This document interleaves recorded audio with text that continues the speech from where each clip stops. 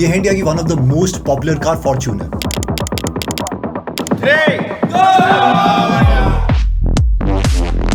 हर साल इंडिया में 11,000 फॉर्च्यूनर बिकती है और सबसे इंटरेस्टिंग बात यह है कि ये गाड़ी 40 लाख रुपए की है, लेकिन इस 40 लाख में 18 लाख रुपए गवर्नमेंट को जाते हैं एज टैक्सेस। और जो कंपनी फॉर्च्यूनर बनाती है यानी टोयोटा, इनको मिलते हैं सिर्फ 40,000 रुपए। यस, टोयोटा एक फॉर्च्यूनर बेचने के लिए सिर्फ 40,000 रुपए का प्रॉफिट करती है। इसी तरीके से अगर मैं आपको एक और शॉकिंग फैक्ट बताऊं कि अगर आप एक मारुति स्विफ्ट खरीदते हो तो वो आपको 7 लाख की नहीं बल्कि 13,23,621 रुपए की पड़ती है, तो आप क्या कहोगे? हाँ बोलोगे मैं ये क्या बोल रहा हूँ, बता तो क्या पी के आया है। बट रियलिटी यही है और आज की वीडियो इसी टॉपिक के ऊपर है। ओके, तो लेट्स इमेजिन कि आपकी नौकरी लगती है और आप सोचते हो कि मेरा हमेशा से सपना था एक गाड़ी खरीदने का, और इसीलिए आप एक मारुति सुजुकी स्विफ्ट खरीदते हो जो कि मिडिल क्लास फैमिलीज में बहुत पॉपुलर भी है। आप इसे खरीदने के लिए एक वेबसाइट पे जाते हो और इसका एक्स शोरूम प्राइस देखते हो जो कि है 6.95 लाख यानी करीबन 7 लाख रुपए। लेकिन एक्चुअल में इसका प्राइस 7 लाख रुपए नहीं है, वो वीडियो खत्म होते होते आपको पता चल जाएगा। सबसे पहले आते हैं टैक्सेस। अब चाहे आप बिस्किट खरीदो या फिर घर, आपको टैक्सेस तो देने ही पड़ेंगे, और आप तो कार खरीद रहे हैं, उस पे आप टैक्सेस देने से कैसे बच सकते हो? सबसे पहले आपको देना पड़ेगा जीएसटी जो कि 28% है प्लस सेस टैक्स। अब आप बोलोगे ये सेस टैक्स है क्या? तो सेस टैक्स एक पर्टिकुलर टाइप का टैक्स है जो गवर्नमेंट आपसे लेती है एक पर्टिकुलर काम करने के लिए। फॉर एग्जाम्पल, स्वच्छ भारत सेस इंडियन गवर्नमेंट लेती है सफाई मेंटेन रखने के लिए, जो कि एक पर्टिकुलर मिशन स्वच्छ भारत योजना के तहत है। Coming back to the stories, कई कार में जो सेस है वो 22% तक लग सकता है, यानी जीएसटी 28% और 22% सेस यानी टोटल 50%। अब क्योंकि जो मारुति स्विफ्ट है वो 4 मीटर से कम लेंथ की है, तो इस पर सिर्फ 1% सेस होगा, यानी 28% जीएसटी और 1% सेस। अभी डरने की जरूरत नहीं है क्योंकि ये जो अमाउंट है वो ऑलरेडी एक्स शोरूम प्राइस में इंक्लूडेड है। इसका मतलब ये भी है कि अगर गवर्नमेंट आपसे जीएसटी और सेस नहीं लेती तो ये जो गाड़ी है वो आपको पड़नी थी 5,38,000 रुपए की। बट एनीवेज, एक और इंटरेस्टिंग फैक्ट ये है कि अगर आपकी गाड़ी 4 मीटर से थोड़ी सी भी लंबी हो जाए तो जो सेस है वो 17% हो जाता है, यानी 28% जीएसटी और 17% सेस, कुल मिला के 43%। इसी तरीके से आप इस चार्ट को देख सकते हैं जिसमें अलग अलग तरीके की स्पेसिफिकेशन के बेसिस पर अलग टैक्सेस हैं, जिसमें से फॉर्च्यूनर, हेक्टर जैसी एसयूवीज पर 50% तक का टैक्स लगेगा। यानी कि अगर 50 लाख रुपए की गाड़ी है तो उसमें से 25 लाख रुपए आप सिर्फ गवर्नमेंट को टैक्सेस दे रहे हो, और ये फिर भी अभी नॉर्मल कार्स है जिसमें 50% तक का टैक्स है। लेकिन अगर हम सुपर लग्जरी कार्स की बात करें जैसे कि लैम्बोर्गिनी, फरारी, जो कि बहुत से इंडियन सेलिब्रिटीज ओन करते हैं। फॉर एग्जाम्पल, ये है फरारी पोर्टोफिनो। इसका प्राइस एक्चुअल में 1.5 करोड़ है, पर ये कार टैक्स ऐड करके 3.9 करोड़ में सेल होती है। इसका मतलब ये भी है कि अगर कोई 3.9 करोड़ की कार खरीद रहा है और उसमें से अगर हम टैक्सेस हटा दें तो हम एक्चुअल में 2 गाड़ियां खरीद सकते हैं, और उसके बावजूद हमारे पास 1 करोड़ रुपए बच जाएंगे। सिर्फ इतना ही नहीं, अगर हम लग्जरी कार्स पे ट्रांसपोर्टेशन चार्जेस, इंश्योरेंस चार्जेस और डीलर चार्जेस को ऐड कर दें तो इसकी कॉस्ट एक्चुअल कॉस्ट से 3.4 टाइम्स हो जाती है। वापस आते हैं आपकी नई नवेली स्विफ्ट के ऊपर।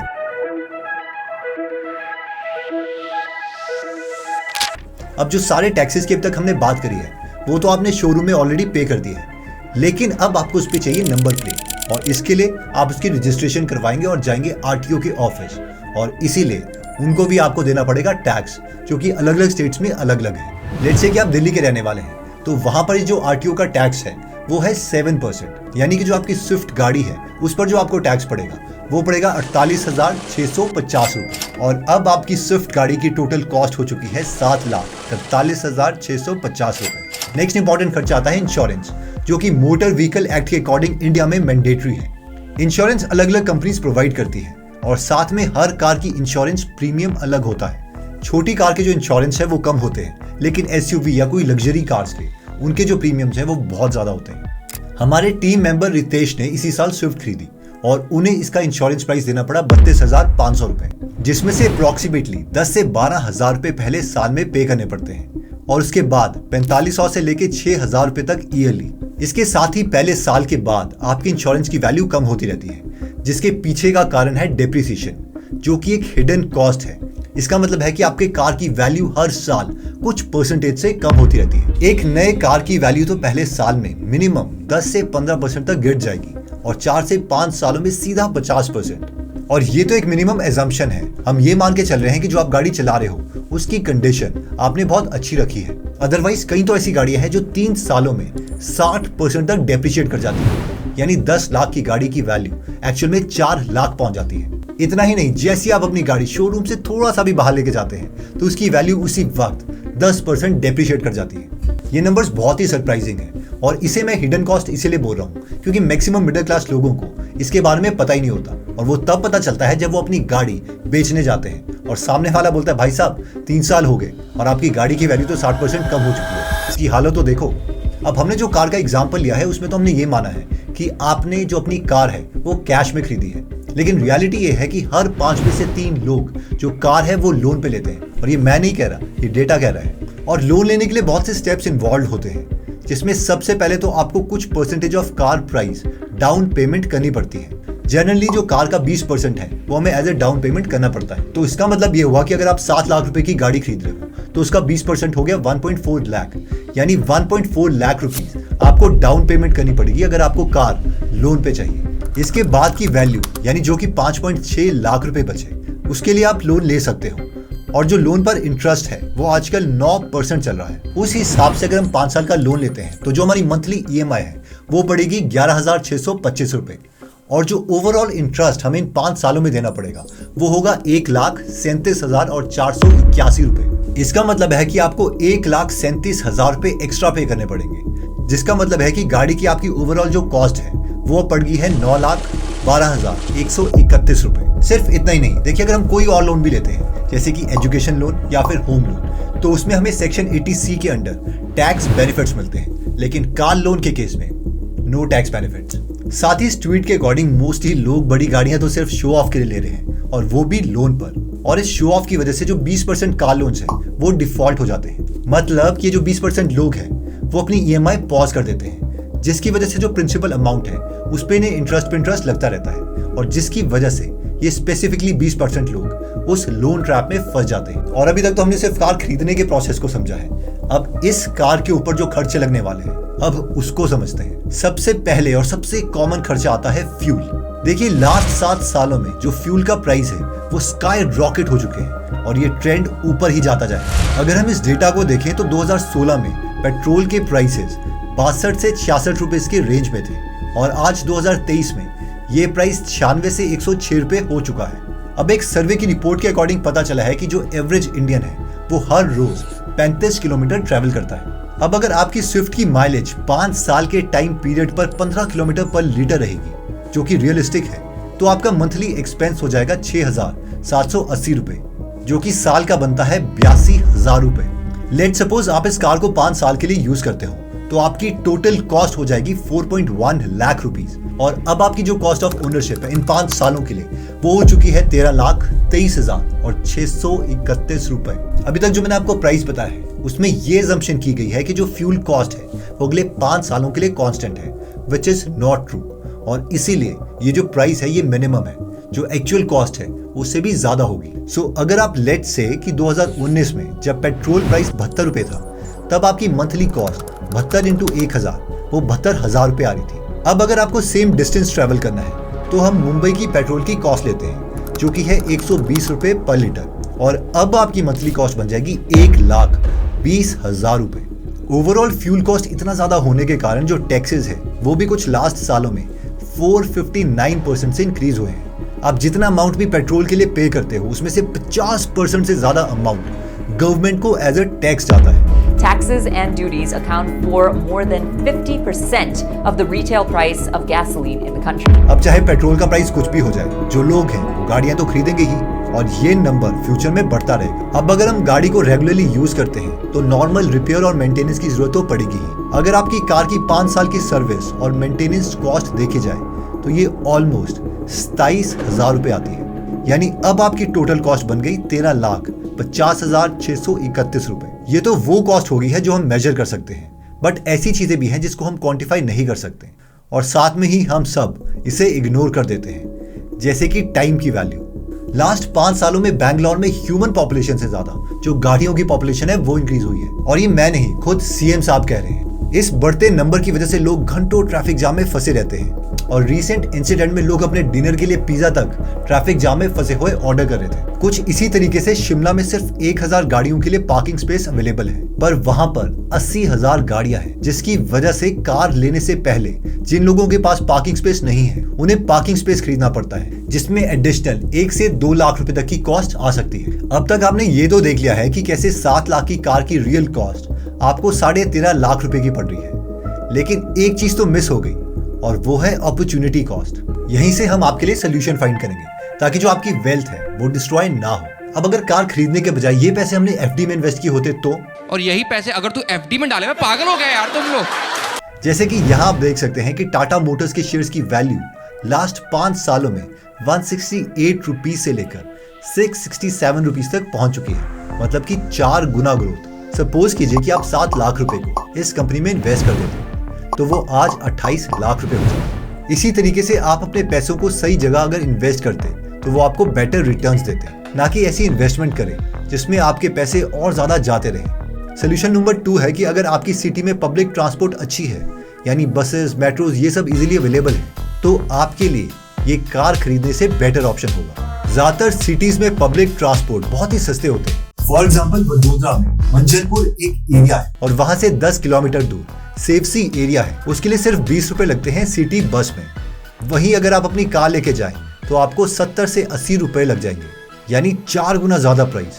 इवन जॉन इब्राहिम जैसे सेलिब्रिटीज बोलते हैं कि उनके पेरेंट्स नॉर्मली लोकल बसेस और ट्रेन में ट्रैवल करते हैं। 84 limited from Andheri west I to take to Mahim, 2 limited highway से लेके सीधा माहिम तक it is drop me to Mahim bus depot, वहां से चल के मैं बॉम्बे स्कॉटिश जाता था। या 321 मेरे को बस नंबर्स भी अभी याद है। फिर जयन के टाइम पे I to take the 857 fast from platform number 5 from Andheri. वाह। बट क्योंकि वो फेमस है इसीलिए उनके लिए अभी ये पॉसिबल नहीं है। इसके अलावा अगर आप और कंफर्ट और जल्दी ट्रैवल करना चाहते हैं तो आप रेंटल सर्विसेज यूज कर सकते हैं। लॉन्ग टर्म में रेंट करना कार खरीदने से हमेशा एक बेटर ऑप्शन प्रूव होता है, जैसा कि आप यहाँ इस कंपैरिजन को देख सकते हैं। अगर आप 5 साल के लिए खुद की कार यूज कर रहे हैं तो आपको अप्रोक्सीमेटली 12.7 लाख पड़ रहे हैं, लेकिन अगर आप इसे रेंट कर रहे हैं तो इसकी कॉस्ट है 9.5 लाख रुपीज। और अगर आपको इसके बाद भी अपने लिए कार खरीदनी है ताकि आप और आपकी फैमिली जब भी जरूरत में हो तो इसे यूज कर पाए, तब हमारे लिए एक सेकंड हैंड कार लेना बेटर ऑप्शन है। इवन बड़े बड़े एंटरप्रेन्योर्स तक सेकंड हैंड कार लेना प्रेफर करते हैं। बट मैं मोस्टली गाड़ी सेकंड हैंड खरीदता हूँ। जैसे कि यहाँ चाय सूटा बार के फाउंडर अनुभव दुबई बता रहे हैं कि वो अपने ऑफिस जाने के लिए इवन अपने भाई के लिए सेकंड हैंड स्विफ्ट कार ली। आज भी मैंने अपने भाई को भी recently second hand Swift Dzire वो दिलाई है, डीजल वाली। आपकी कौन सी गाड़ी रखी हुई है आपने? स्विफ्ट सर, सेकंड हैंड वो डीजल। इसके अलावा जब मैं भी बैंगलोर शिफ्ट हुआ तो मैंने भी एक सेकंड हैंड स्विफ्ट कार ही ली। इन सोल्यूशंस के अलावा मैं आपको कुछ तरीके बताता हूँ कि जब आप अपनी नई कार खरीदेंगे उसमें आप अपने जो टैक्सेस हैं वो बचा सकते हैं, जिसमें सबसे पहले आती है इलेक्ट्रिक व्हीकल्स। हमारी गवर्नमेंट इलेक्ट्रिक व्हीकल्स को प्रमोट कर रही है क्योंकि इसके एनवायरमेंट बेनिफिट्स बहुत सारे हैं। सरकार इलेक्ट्रिक व्हीकल के खरीदारों को कई तरह के इंसेंटिव दे रही है ताकि डिमांड में तेजी आए। इनकम टैक्स में छूट से लेकर लोन को आसान बनाने जैसे कई कदम उठाए गए हैं जिससे इलेक्ट्रिक व्हीकल्स की मांग बढ़े। तो जो इलेक्ट्रिक व्हीकल्स हैं जिसमें जीएसटी पहले 12% था वो कम होके 5% हो गया है, और नॉर्मल कार्स में तो ये 28% है। फॉर एग्जांपल अगर आप ये टाटा टियागो ईवी खरीदते हैं तो ये 9 लाख की है, तो आपको टोटल इसमें 2,07,000 रुपए का जीएसटी बच जाएगा।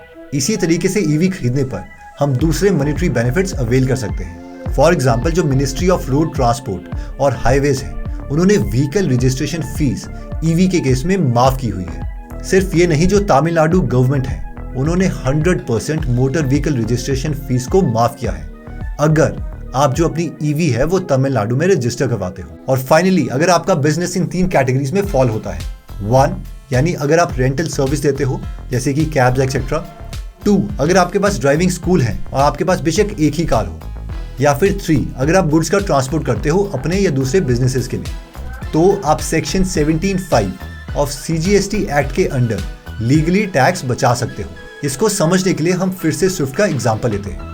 तो जब आप अपने बिजनेस के अंडर कार लेंगे तो हमें जो ऑन रोड प्राइस पड़ रहा था यानी 7,74,258 रुपए, तो इस पर हम ITC क्लेम कर सकते हैं। ITC का मतलब है इनपुट टैक्स क्रेडिट। ये भी एक तरह का GST है, जिसे बिजनेसेस अपने एक्सपेंसेस के अंडर शो करती है टैक्स सेव करने के लिए। स्विफ्ट के केस में 18% ऑफ जीएसटी जो कि 28% है वो भी आप क्लेम कर सकते हो। सो यहाँ पर हम करीबन 27,365 रुपए सेव कर लेंगे।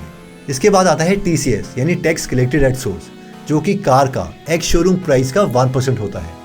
आपके केस में ये बनेगा 6,950 रुपए और इस अमाउंट को आप अपने साल के एंड में जो टोटल टैक्स पेएबल रहेगा उससे माइनस कर सकते हैं। फॉर एग्जाम्पल, अगर आपको टैक्स 1 लाख रुपए पे करना था तो अब आपको 1 लाख माइनस 6,950 रुपए करना पड़ेगा। देन आप हर साल कार की डेप्रिसिएशन वैल्यू को एक्सपेंस में शो कर सकते हैं। फॉर एग्जाम्पल, स्विफ्ट के केस में ये 15% एवरी ईयर रहता है और वहीं अगर आप कैब सर्विसेज के लिए इसे यूज कर रहे हो तो 30% का डेप्रिसिएशन आप ले सकते हो, वो भी तब तक जब तक आपकी कार को आप सेल ना कर दो या फिर उसकी वैल्यू ऑन पेपर्स जीरो ना हो जाए। ये सारे बेनिफिट्स आप कोई भी 4 व्हीलर कार में ले सकते हो। बट हाँ, ये सबके लिए एप्लीकेबल नहीं है, ये सिर्फ उनके लिए एप्लीकेबल है जो अपने बिजनेस पर्पस के लिए कार को यूज कर रहे हैं। अगर मैं इस वीडियो को आपके लिए समराइज करूं तो जो 7 लाख रुपए की आप गाड़ी खरीद रहे हो वो 5 सालों में आपको करीबन 13,50,000 रुपए की पड़ रही है। अभी जो 13 लाख रुपए है इसमें से 2.03 लाख गवर्नमेंट को जा रहे हैं। कार कंपनी वालों को आप 5,38,759 रुपीज दे रहे हो, जिसमें इंश्योरेंस इंक्लूडेड है, क्योंकि जनरली जब आप कार खरीदते हो तो कार कंपनीज आपको इंश्योरेंस प्रोवाइड करती है उस इंश्योरेंस कंपनी के साथ जिनके साथ उनका टाई अप होता है। और बाकी अगर हम आपके कार के खर्चों की बात करें तो वो करीबन 6,08,000 रुपए के आसपास पड़ रहे हैं, जिसमें आपका लोन का इंटरेस्ट, फ्यूल, सर्विस और मेंटेनेंस है और दूसरे टाइमली छोटे मोटे खर्चे हैं। अब मैं आपको कार लेने से डिस्करेज नहीं कर रहा हूँ, मैं सिर्फ आपको एजुकेट कर रहा हूँ कि जो 7 लाख रुपए की कार है जो हम सोचते हैं वो एक्चुअल में हमें 13.5 लाख रुपए के आसपास कैसे पड़ती है और उनमें कौन सी कॉस्ट है जिसको हम समझते नहीं है। अगर आप टैक्सेस के बारे में और जानना चाहते हैं तो रॉबर्ट कियोसाकी की CPA ने एक बुक लिखी है जो कि है टैक्स फ्री वेल्थ, जो कि आप गूगल एप्लीकेशन पे सुन सकते हैं। अब इस बुक से हम टैक्स के एक्सपर्ट तो नहीं बनेंगे, बट हाँ इतनी नॉलेज गेन कर लेंगे कि अपने CA से आसानी से बात कर पाए। देखिए, अगर आपका कोई फ्रेंड या फैमिली मेंबर है जो कार खरीदने के लिए सोच रहा है तो उनके साथ आप ये वीडियो शेयर कर सकते हैं ताकि कार खरीदने से पहले उन्हें उसकी सारी हिडन कॉस्ट के बारे में पता हो। एनीवेज दोस्तों, अगर आप ऐसी नॉलेजेबल वीडियोस मिस नहीं करना चाहते तो सब्सक्राइब करने के बाद बेल का बटन दबाना मत भूलिएगा। जल्दी हम आपसे दोबारा मिलेंगे। जय हिंद।